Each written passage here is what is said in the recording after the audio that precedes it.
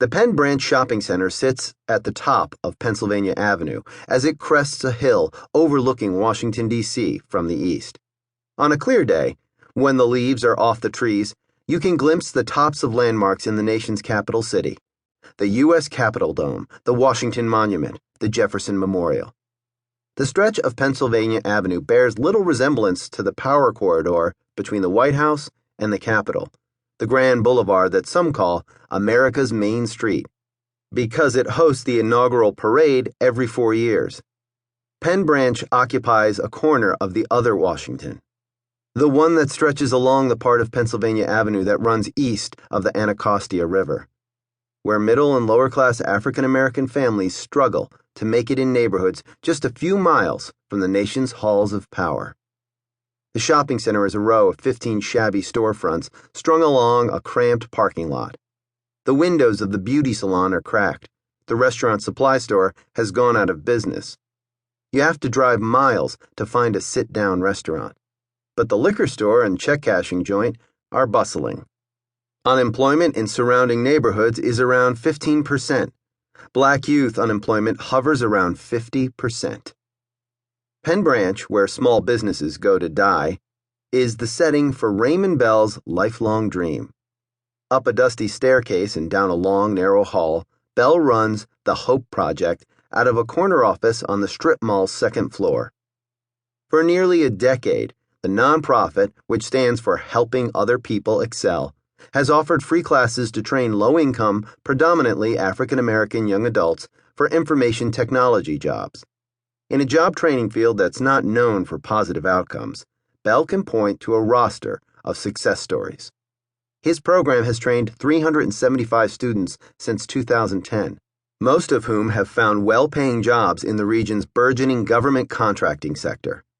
Brandon Craig enrolled in Hope while working at a Virginia liquor store, completed the course and landed jobs with Hewlett-Packard and then a U.S. Navy contractor.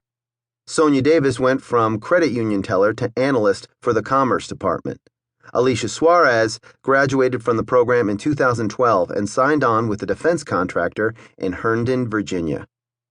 "These young people are energetic, smart, and talented," says the tall, wiry, bespectacled Bell.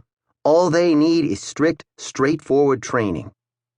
On June 4, 2015, a red Ford Focus with Vermont plates pulled up to the door leading to the Hope offices. U.S. Senator Bernard Sanders swung his long legs out of the back door and pulled himself up.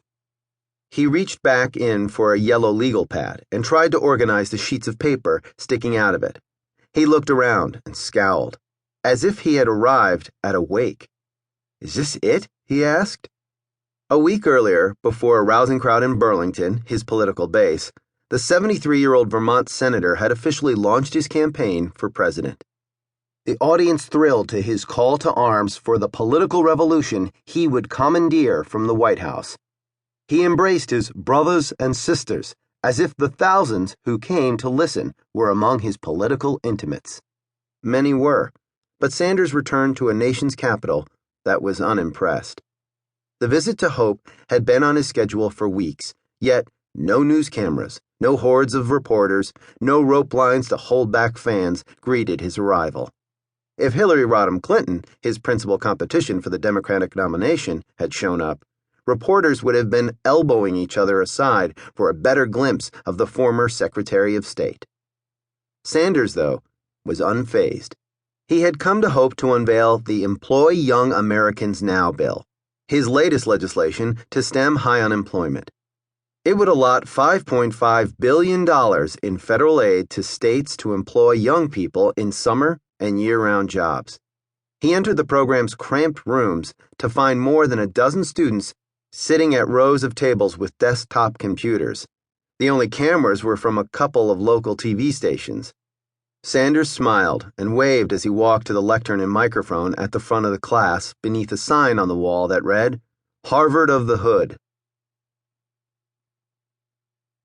To keep listening to this audiobook, I've left you a link in the description so you can do it at no cost thanks to Audible's 30-day free trial.